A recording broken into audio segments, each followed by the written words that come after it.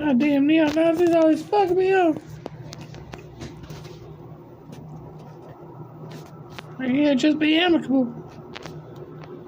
Warmongers. Racist. Cleopatra.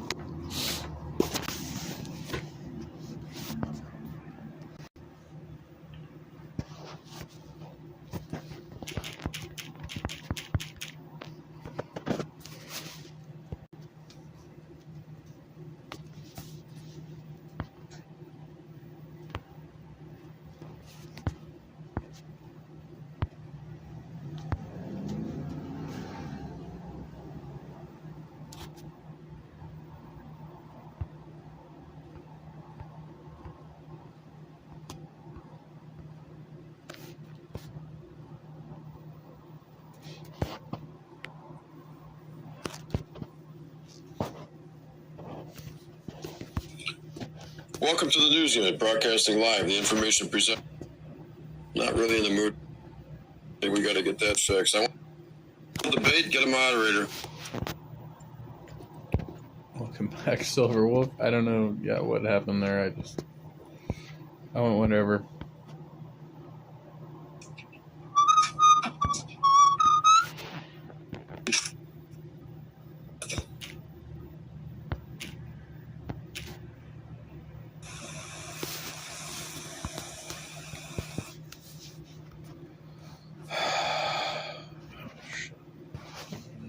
Good afternoon, ladies and gentlemen. Welcome to a...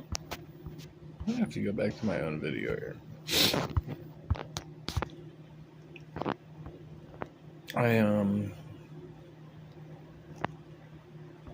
think it's 45. Oh, right here. Go ahead, man. No, I'll catch up as soon as there's a good time. I'm just gonna go for a smoke. Be right back. Cool, man. Coming just in the party, go pretty quick. Back shortly. I don't like this spot here. Yeah, get out of here, you fucker. You fucking ass-kissing fucking bitch. Olive loving fucking dude. You should never... I can't even believe that you So Dr. Spider is actually what is in here, which is not... think that you could call yourself the dude. That is not cool. I mean, it's unreal, man. I have never seen any such crazy shit from a group of people that are just looking for constant trouble and will actually resort to physical threats over... You fucking ass. Better watch out. Did he call him? Did he threaten him? I don't know. Isn't there? So long now that you're going to kick my ass someday. We're going to meet face to face. When's it going to happen? And then you... Oh.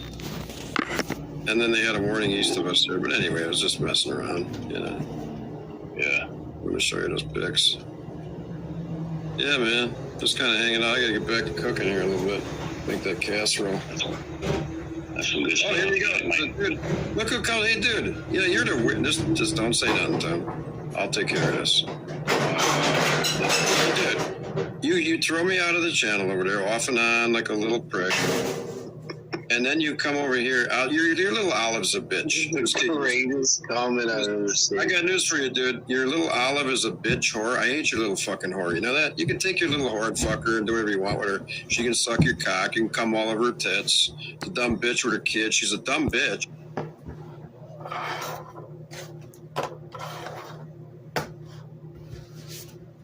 I've been, well, you know, I got people here like last night saying like Olive was like a man or some shit like that. That's like, Olive's not bad looking. You know? I'd probably come on her tits, you know, if I had the chance, you know. And you're a dumb asshole. Consensually. And I can't wait till we meet face to face, eh? You say you're going to do this, but you never do. You've been telling me this for the last, I don't know how long now, that you're going to kick my ass someday. We're going to meet face to face. When's it going to happen? When's it going to happen, dude? Because you know what? The day it happens. I'm sorry, am I being vulgar? This is, I just... And you can mark it down. So when you got that figured out, I thought this was a Christian channel. So anyway... I don't actually have any defense for anything I'm doing right now, except it's 4 o'clock in the morning, and well, you know. Oh, that's right. There was another video from Apologetics Roadshow I was gonna watch. Something else they did recently.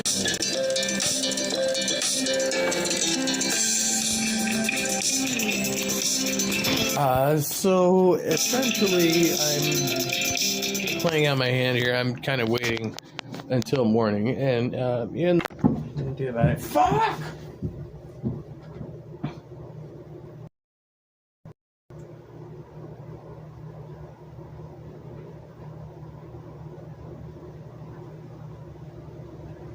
Would you answer one question to help Donald Trump?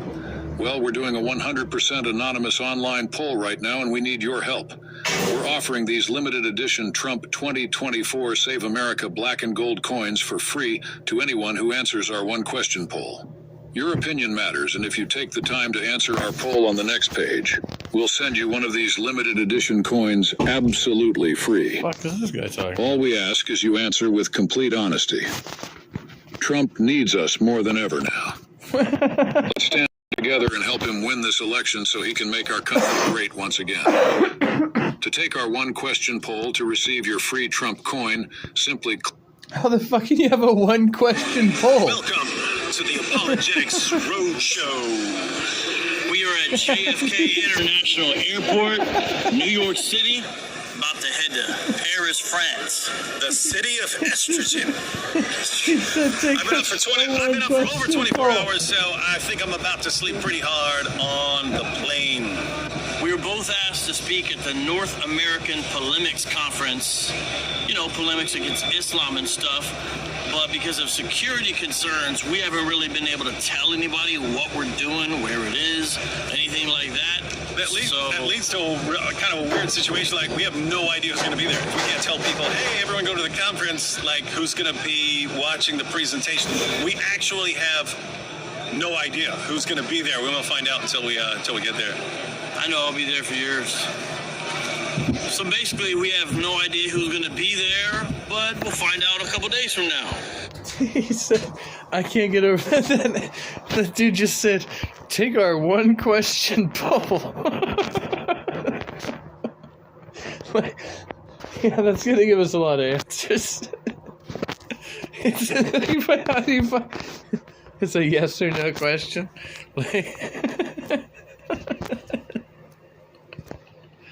Like, what is the question?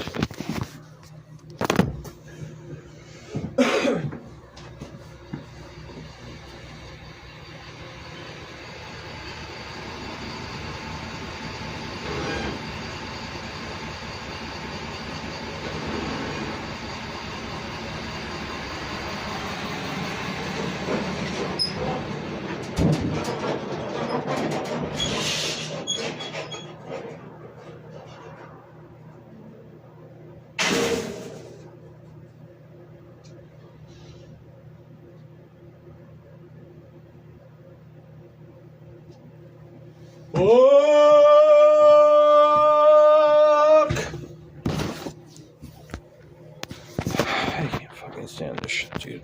I'm fucking so over it all. I'm so over it all. Oh, that was,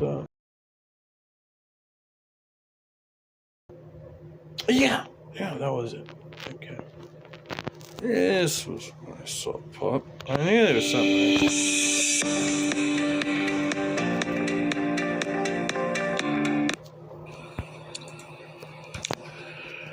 TikTok, time to rock. Good evening, good morning. I can't do it. I'm looking at something else. And I encourage people to learn the material. Because of that, it spread to Egypt. And the list of names, the list of people, it's not a talk. It's not a talk. It's a trust these guys to transmit a story about Muhammad, but we'll trust them to transmit the entire Quran. Like, are you joking? Are you joking? It's just insane.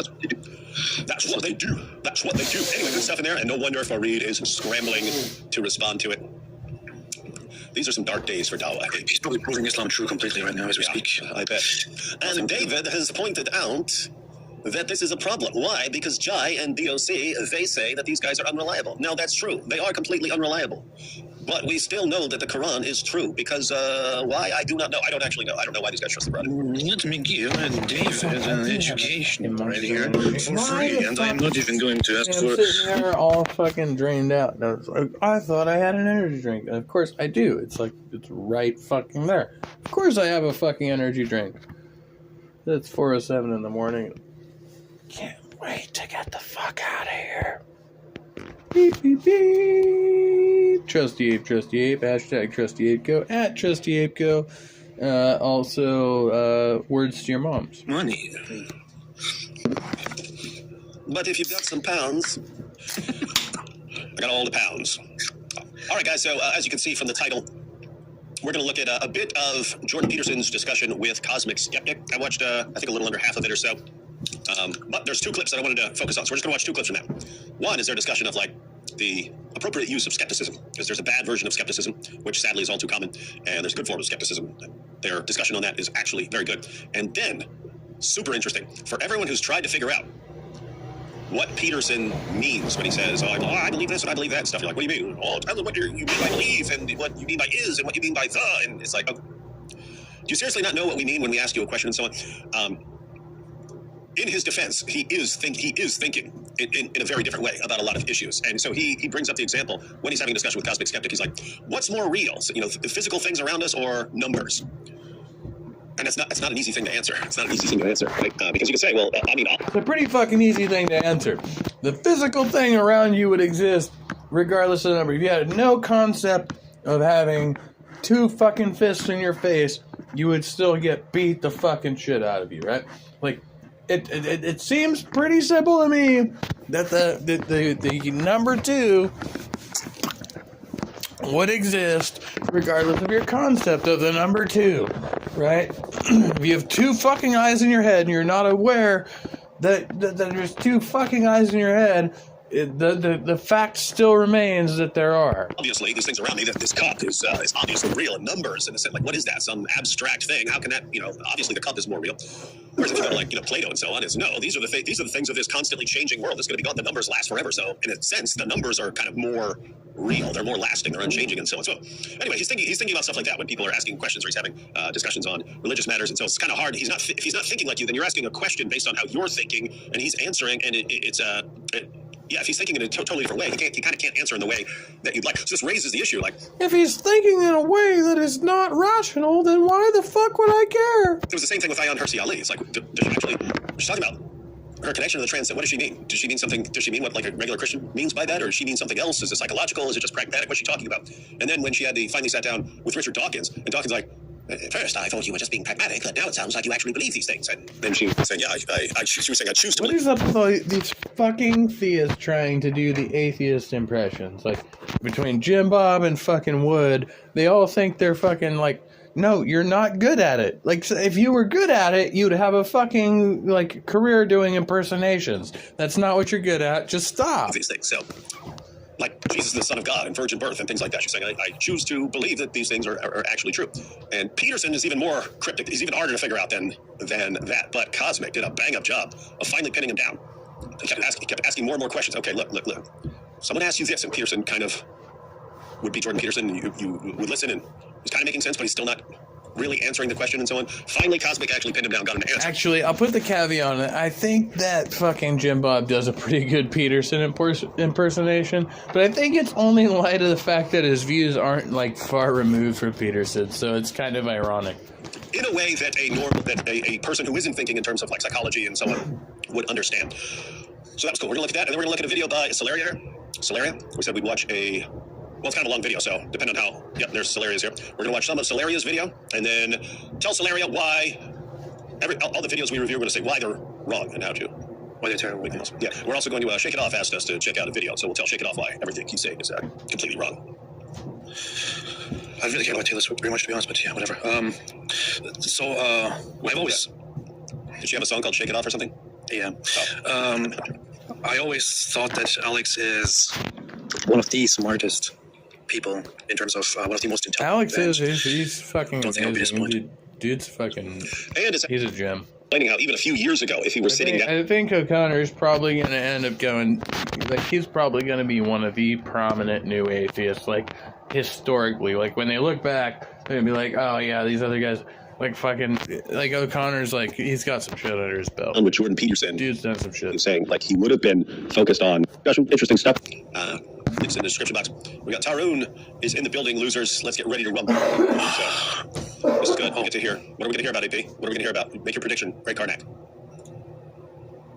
What are we going to hear about? Veganism. That's exactly what we're going to hear about. So now the entire discussion. The entire discussion is about to turn to veganism. I don't care about veganism. I don't care. That's pretty based. Bill says, Andrew Tate is for people with daddy issues. Jordan Peterson is for people with mommy issues. Why? I don't know, but that's a funny little distinction there. Oh, here we go. Shake Mike Wingeling, and you know who Mike Wingeling is, whose side he's going to be on in any of this. Whoa, Fareed is destroying you two right now. I never show my leather straps in public if I were you. Now, you can show this as proof. You humiliated them, Fareed. You got the proof? You too? Not me. I wasn't in that video that he's responding to, so he's probably only destroying David right now. Mm-hmm. Humiliating me. Dark days for Dawa. Look at their token Sneeko with Duke. Yeah, we should. Isn't that crazy? like you're sitting there thinking you're watching these guys get more and more extreme and go more and more overboard and just how much they hate, just how, like, anything they hate on Jews. And you're thinking, like, what could they possibly do more? Like, how could they actually get worse? And then you click on a link and they're giving, like, the Nazi salute and stuff like that. And you're like, oh, gosh, what's next? They're going to be with the KKK. And then they are. They're sitting there with a discussion and hanging out with David Duke, former Grand Wizard of the KKK. Isn't that, and that's just so humiliating, isn't it? Like, they're actually sitting down with the former leader of the KKK organization, or of much of the KKK in North America, the US, and with the former leader, yeah. They're sitting down with him, and that guy clearly has ideas of complete segregation, complete being very hostile, extremely opposed to any kind of race mixing, any kind of immigration, and all that. And then you have this Pakistani British guy and this Latin American black guy sitting there collaborating with him just because they dislike Jews so much. It's like they're humiliating themselves, just to talking. Everyone, but he believes it. Review your fucking video. See what they're doing, and I see a lot of content creators do this, and it pisses me off. They're waiting for people to come on the live. It's like, okay, dude, just say you're doing that. Like, because I've seen President Sunday do it. Like, yeah, like, oh, I'm waiting until the X amount of viewers come on before I start reviewing the content. Okay, do that, but just sit here and try and fake small talk like you're fucking, like, dude, no. How are we gonna get 20 minutes into the video before you actually engage the fucking topic? People are saying play the video. And then you've got the later pictures of Sneeko and so on.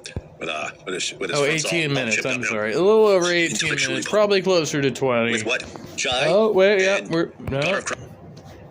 So you best feminism, and will y'all ever... I understand if you go way back to the beginning of some... It's just... Personally, I think if you put some shit up like this, like, if you put that in the fucking, like, that's the description, Jordan Peterson versus Cosmic Skeptic, right? That should be the first thing you fucking cover. Like, okay, do a 5-minute intro. Like, you are going on 25 minutes, and you have not covered 1 minute of the video. That's ridiculous. Like, for replay value, that's stupid. Do you have timestamps? Not that I can tell. Like, that, just listen to us fucking talk for half an hour before we actually get into the content.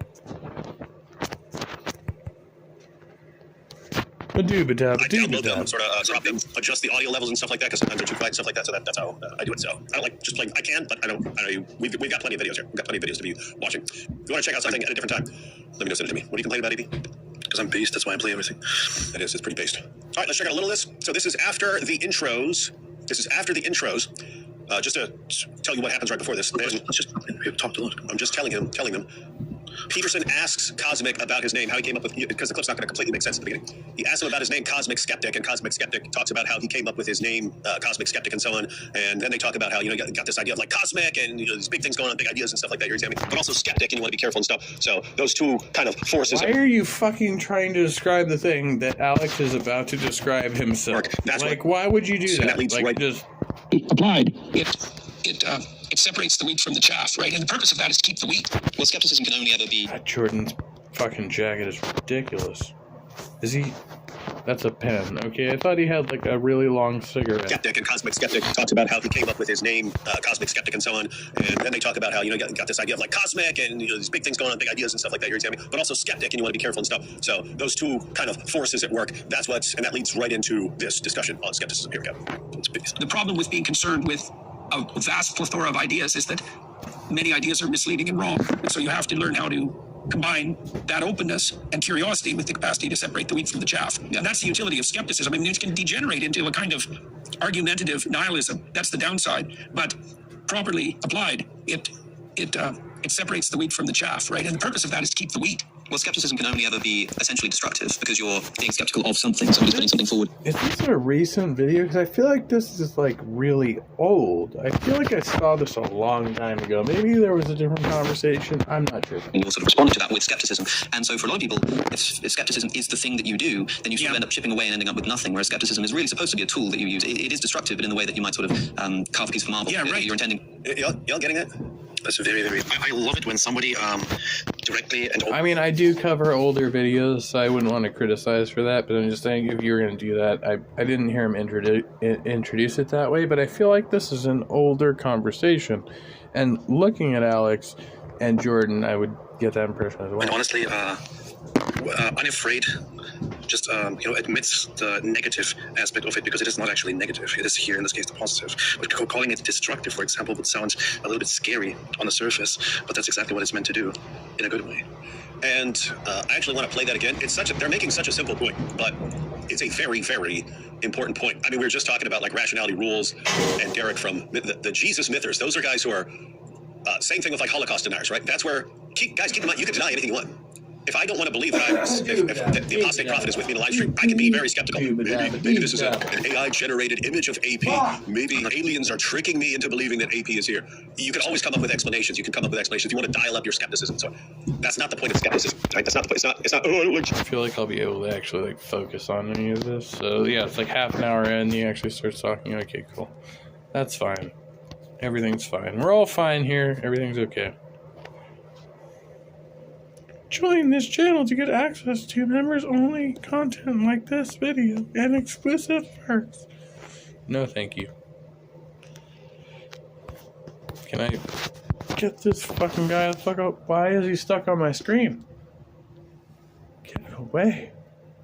Jesus Christ.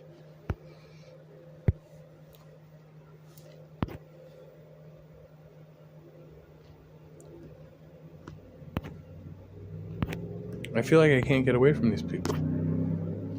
Like, once they get stuck on my screen, it's like, I just can't fucking... Anyway.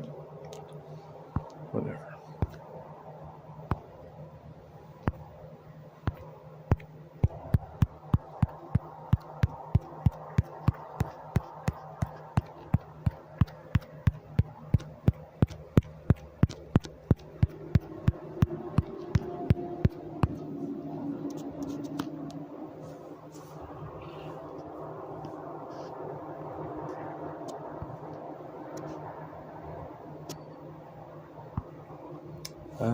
Okay. Is there anything else? I think it's just seems to be freezing up.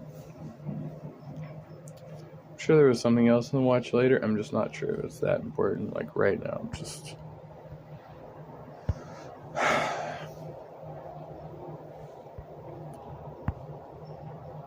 The thing is, I'm getting more and more high maintenance as the hour goes by, and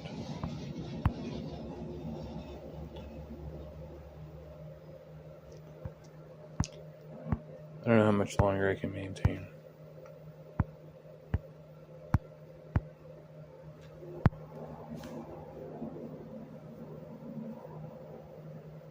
Aren't purposeful. The whole idea of what's a mistake, what's not a mistake, where's a purposeful change, and nobody has really nailed that down yet.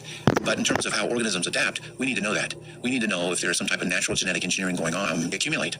They'll accumulate, and they eventually lead to the degradation of function of those proteins and then the cell altogether. And every now and then, some of them still do slip through, and they begin to accumulate in your cells. A research scientist, Dr. John Sanford, who's a creationist, wrote an entire book on this called Genetic Entropy. The fact that not every one of these mistakes is corrected, and some of the mistakes happen in real time. You're exposed to drugs and other environmental challenges which can damage your DNA, and if they're not lethal, In other words, they don't kill you, they don't cause a cancer that kills you. In other words, and if they happen and the person doesn't die tragically before they reach puberty and they go on to reproduce, then their genetic mistakes will be passed on to their offspring. Their offspring will gain some of their own during their lifetime, and they'll pass those on to their children, and eventually these build up and they cause overall degradation. Some can be lethal, but in general, as an aggregate, they cause degradation.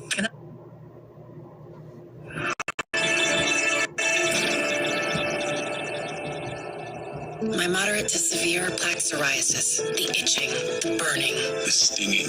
My skin was no longer mine. Emerge Tremfiant. With Trem. Okay. Degradation. And that's even with these machines maintaining the DNA. So we definitely need those little DNA maintaining robots. We definitely need those in place as humans, or else too many mistakes would happen. We'd die out in a few generations. That's right. If you make it wrong. That's right. We as humans would die out within a few generations. Fortunately, the fidelity of these repair mechanisms is very, very high. In other words, if there's a mistake, there's a very high probability that they will find it and repair it. That's incredible. That is incredible. So our next machine, let's talk about intracellular elevators. These little machines that take... I broke my last cigarette, so I had to have a little moment there. I was not talking about the video. I broke my cigarette, so that's why I was a little upset there. Things to and from different cells. Let's talk about those a little bit. What might those be? Right. There's other things need to be transported around within a cell. So we have, some people call them intracellular elevators. Some people call them little railroad machines inside the cell. The cell structure is held by little tubules or microtubules. They help hold the shape of the cell, and some cells have to have some very, very specific shapes. But the little microtubules and other little brace builders inside the cell serve other functions as well. And tiny little molecular motor molecules can travel along those, and they can actually be watched in real time as well.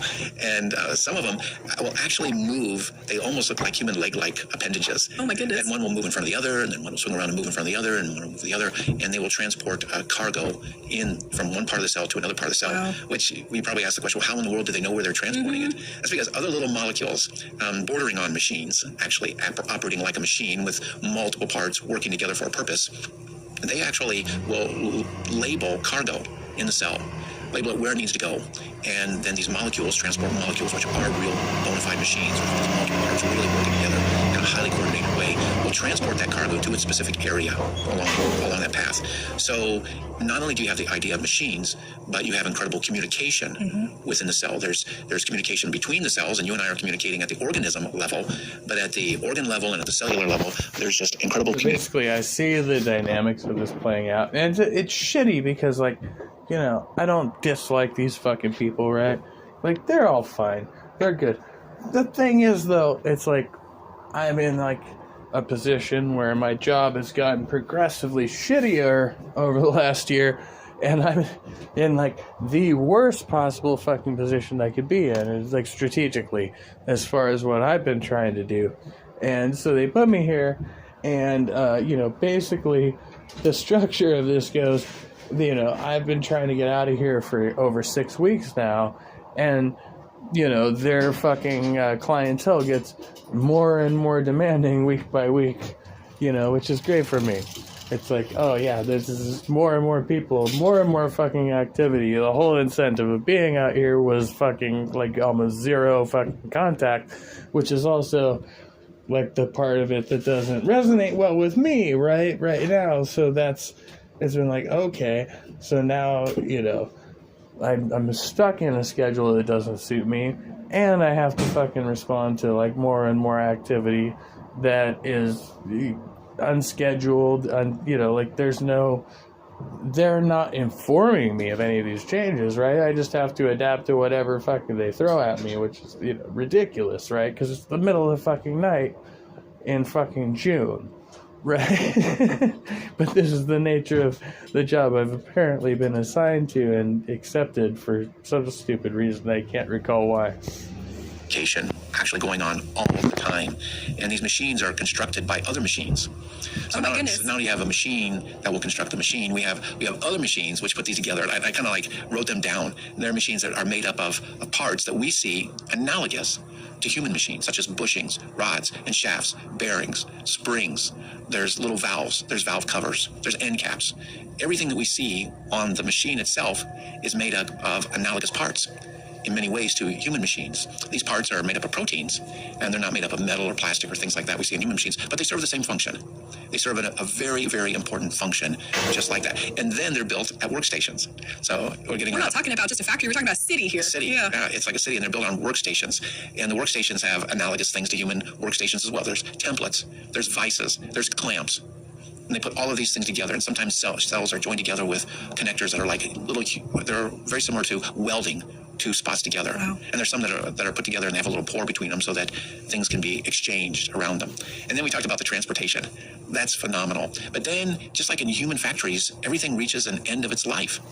And something that is designed to be difficult. In other words, it just isn't scrapped. And that's exactly what we see in the body. It can get reused. It gets reused. Wow. Little molecules will come by and little organelles within cells. They will then engulf some of this old machinery, take it apart piece by piece, break it down, relabel some of those parts, and send them off for recycling in all of these areas. So it really is a city. It's a city. It's a city operationally in terms of communication, in terms of transportation, in terms of moving all the things around. In the city, we see buses, we see all types of transportation, and that's exactly what we have. That's incredible. It's mind-blowing, actually, because honestly, most human cities don't work.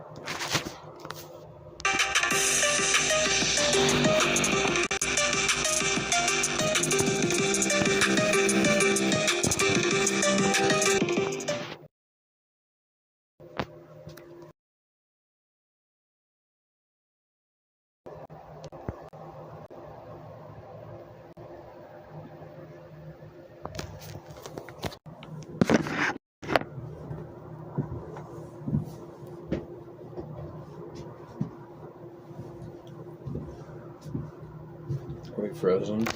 I feel like we're frozen.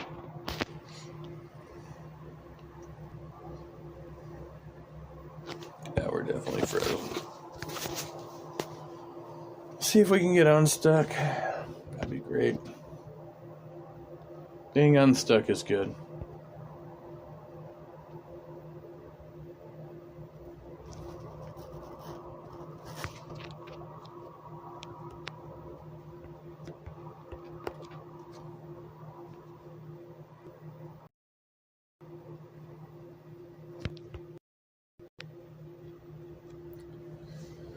Kind of where I'm trapped right now.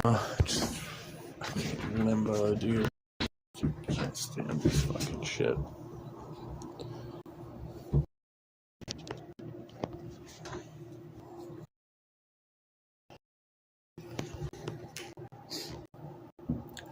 And now they're putting me on